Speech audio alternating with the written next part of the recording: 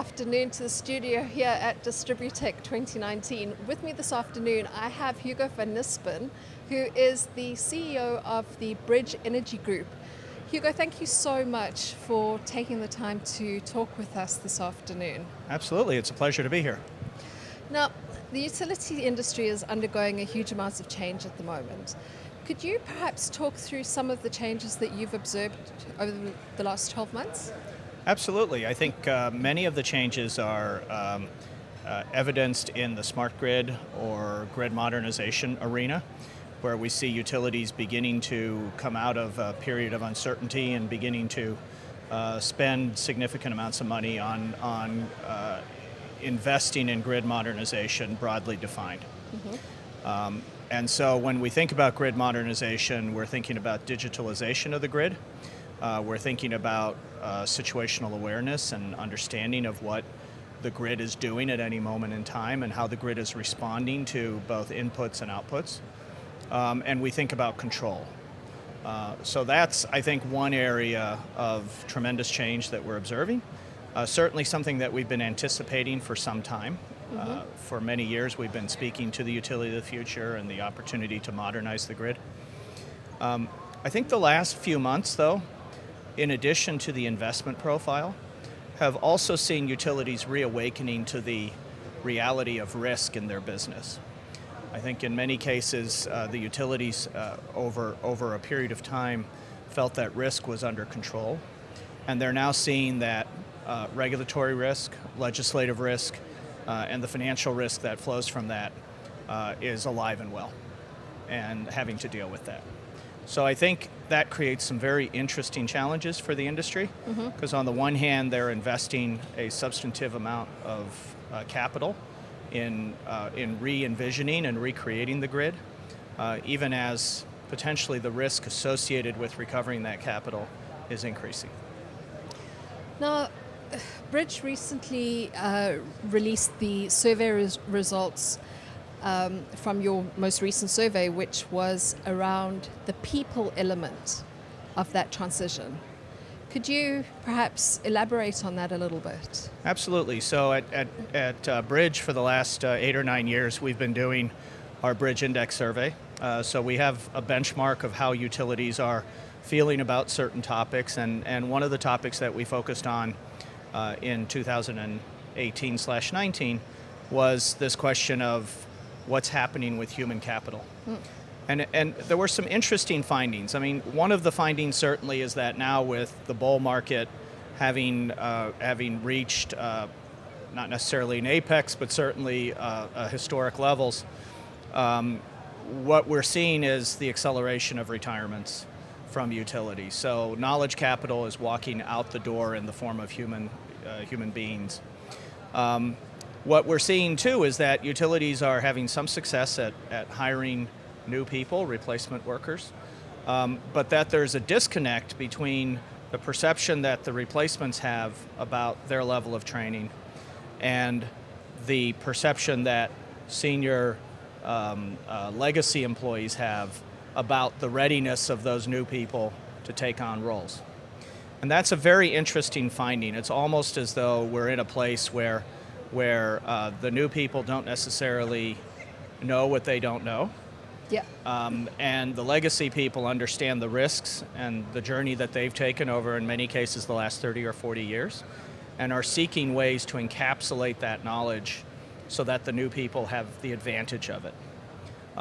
That suggests that you would be in a position where you would be looking for ways to capture the risk associated with not having the knowledge, and then create some type of training capability, whether that be through traditional training, whether that be through some kind of AI, an education-enabled AI tool, or whether that be through other experiential learning.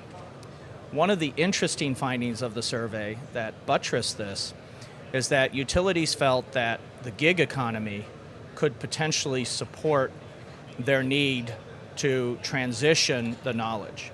And by that I mean hiring temporary workers to help supplement the knowledge of the new staff as the new staff have a period of time to learn. And that was a very interesting finding of the utilities looking at the gig economy in a way that we don't think of it, right? We typically think of it as an Uber or a Lyft kind of environment. So almost like bringing in people to help provide apprenticeships. Correct. In a certain respect, Yeah. absolutely. Okay, that's really interesting. Right. Given the fact that you have quite a wide range of interests within Bridge, how do you see the utility industry evolving over the next 18 months?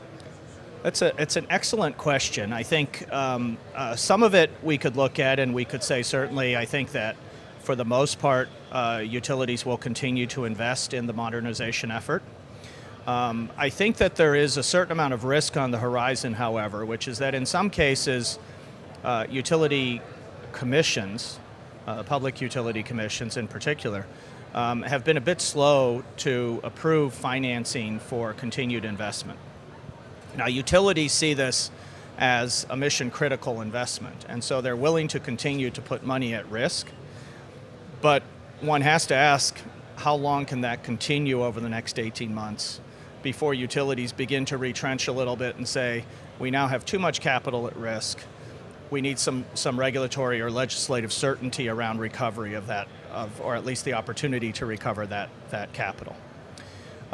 So I think certainly we see continued investment will happen, I would say, at least for the next 12 months. Okay. The 18-month window starts to get a little cloudy in that regard until we get some more regulatory certainty.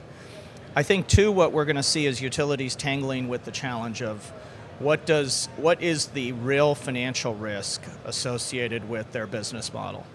And I think investors are beginning to wake up. Certainly the bankruptcy of PG&E, although created by exigent circumstances that utilities typically are not faced with, nevertheless is going to shake investors' confidence in the utility model, and there are going to be a lot of questions that need to be answered around the probability of recovery of the capital that's being invested both by utility as well as by the investment community.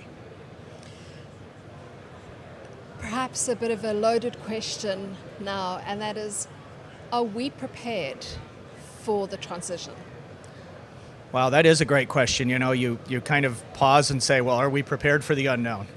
And I think the answer is, in part, we absolutely are. Utilities have been spending a lot of time and effort thinking through the consequences of the technology that they are deploying. I think that the biggest risk when we speak of the transition, and you know we put that in air quotes, I think that the biggest risk is that externalities influence the direction of that transition, and that utilities aren't necessarily prepared for those externalities. So, for example, and